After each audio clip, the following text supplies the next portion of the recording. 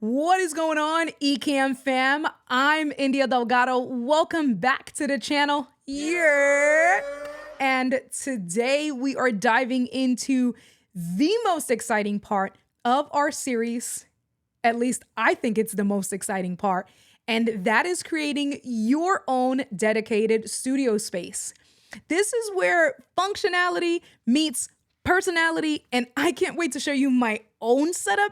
But before we get into any of that stuff, I want to recap with you the previous two videos that we discovered or that we talked about in this series.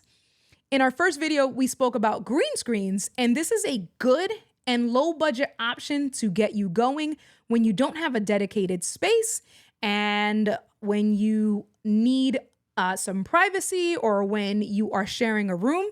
It's going to be that good entry level, decent quality, but it's not the best. So then we provided you another option and we stepped it up a notch. We showed you how to use a photography backdrop, which provides you a little bit more flexibility to customize and make it your own while not giving you off that green screen look. These two videos covered some really awesome ways to enhance your content.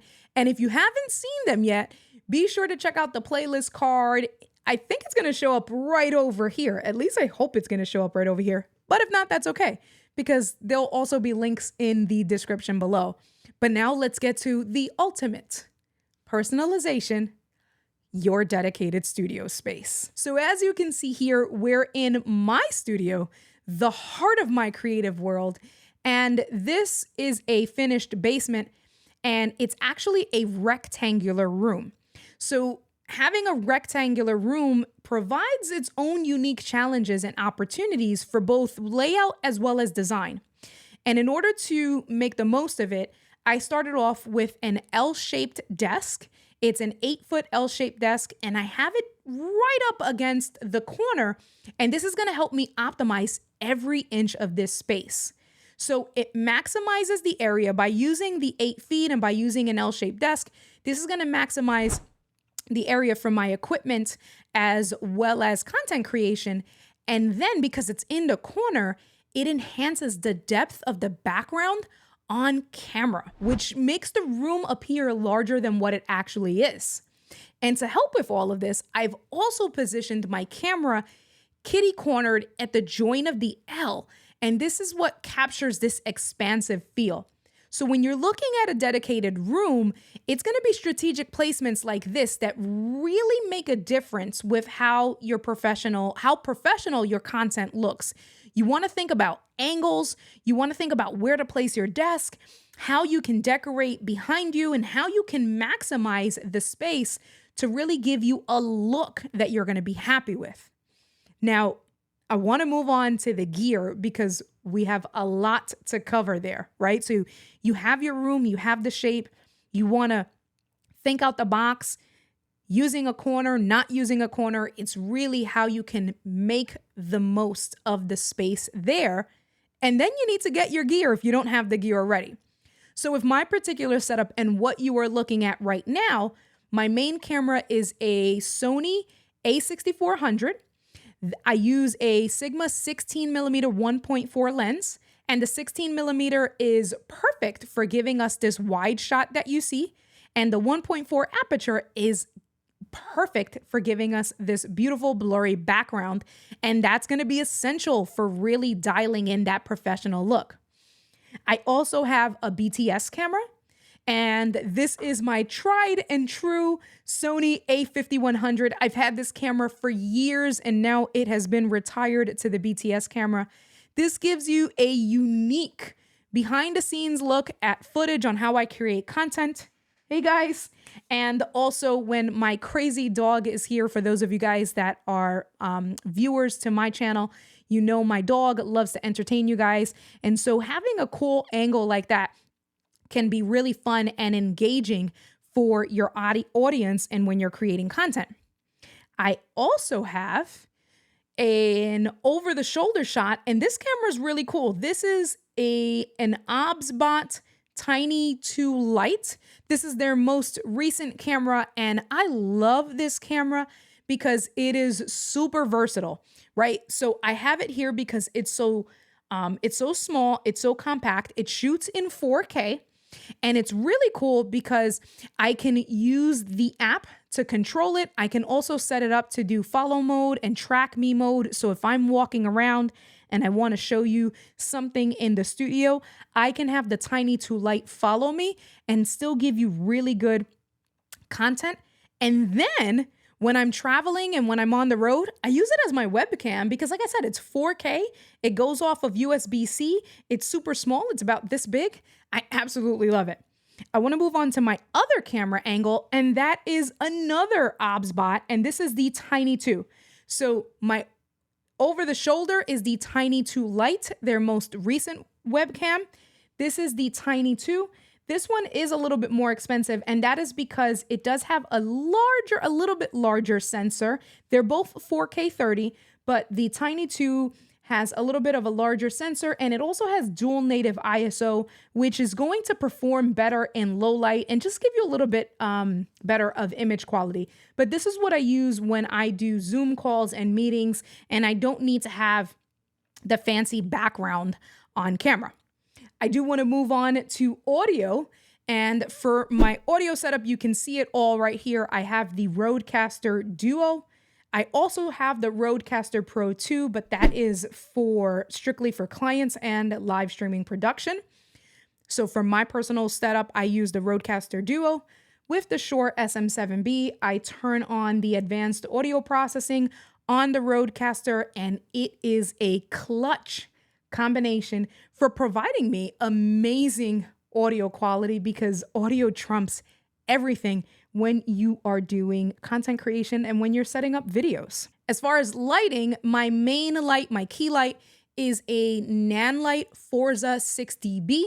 I have a small rig soft box around it, and this is going to give me even lighting and soft lighting. I also have the grid on there, so again, to control the lighting. And I love this because I can control the light from my cell phone. So I can make it brighter, I can control the temperature, and it's small enough to fit in this corner pressed up here, but it's powerful enough to keep me perfectly and evenly lit. I do have some accent lights here, again, to show my personality and to customize it for myself. So these lights here in the corner are two Nanlite Pavo tubes. They're 2T8s. So there's this blue light here. And then back here, you can't see it in view, but you can see that there's like this white light. That is a T8 Pavo tube. For my baggage sign, I use a 15X spotlight over there. And then on my stairs, I use Govee Glide lights. So all of these add depth and character to my background, and because I can control all of these from my cell phone, I can change the colors, I can change the brightness, and I can really make my personality shine through when I'm changing all of this stuff.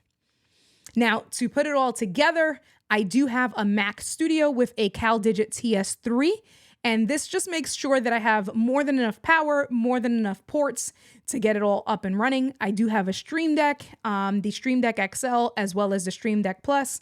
And then I have an ultra wide, a 32-inch ultra wide. I have a portable monitor that I set up in portrait mode. And I do use a teleprompter.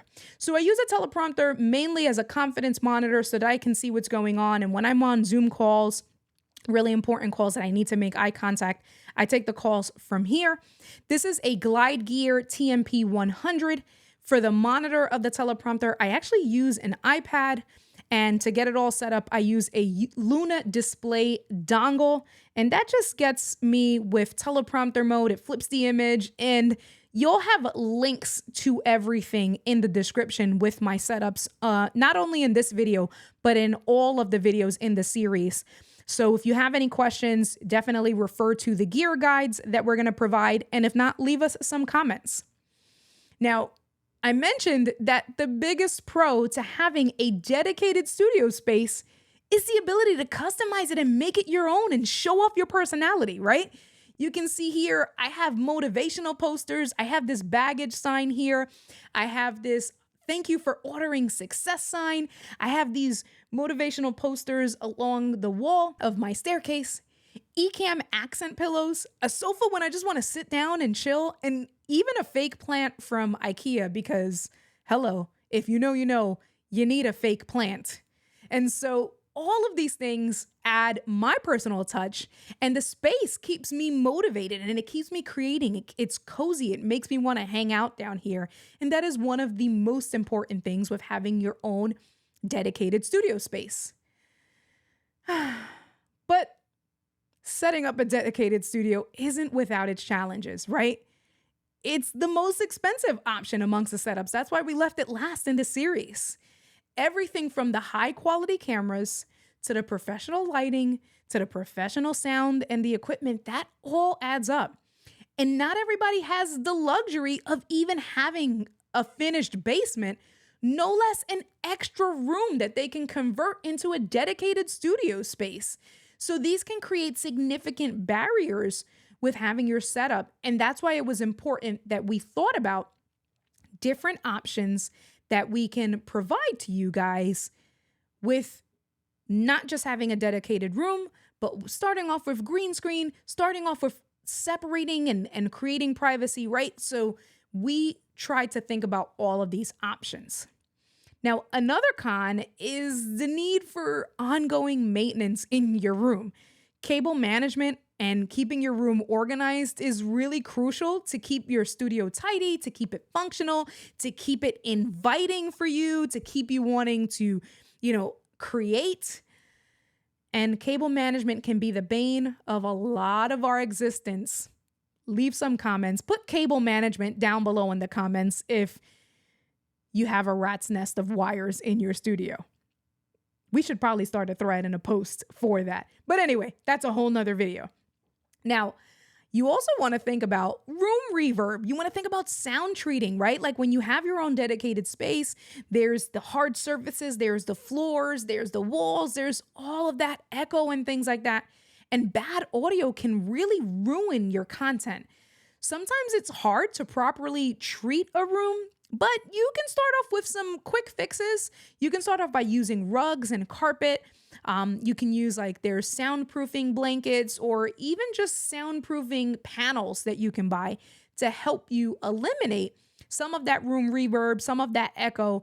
But it is a con to think about, and that also adds to the budget of things that you need to buy. So that is kind of where we are at with your dedicated studio space. Building this studio for me has been an absolute journey, but it's taken me 3 years. And it hasn't been easy and it hasn't been cheap, but this result is a space where I'm excited to work in every single day. So if you're thinking about dedicating your own space and creating your own studio, remember, it's so important to remember that it doesn't have to happen all at once. What does have to happen is you starting. So start with a camera, start with a light, start with a mic, and then just start to build. Create a vision board and start to add things, play with angles. Remember to start. It doesn't have to be all at once, and let it take its shape. Thank you so much for joining me on this tour. And if you haven't already, I'm going to say it again, check out the videos on green screen and photography backdrops for more setup ideas. But before I wrap up today, I have something exciting I want to share. I actually didn't even share this with Katie. So when she's watching this, she's learning it at the same time as you guys. There's going to be a bonus video. And so if you watched the green screen video, hint, hint, there's an Easter egg in there. I showed you guys footage of a portable studio solution that is perfect for those of you guys that need flexibility without sacrificing functionality. And so in the bonus video that we're going to have last in this series, I'm going to show you guys how to set up a dynamic YouTube studio on an impact stand, a folding impact stand. And this is going to provide you an all-in-one compact solution that it's easy to move and easy to set up everywhere. It's going to be great.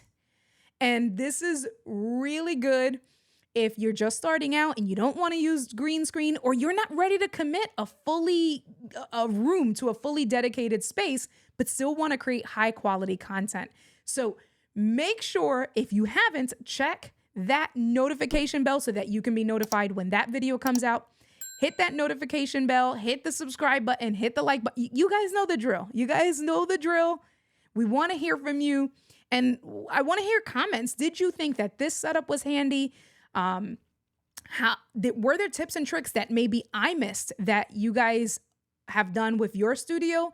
And I can't wait to see you in the next video. I can't wait to hear about your journey. And I'll catch you guys on the next one. Peace out, y'all. Yeah.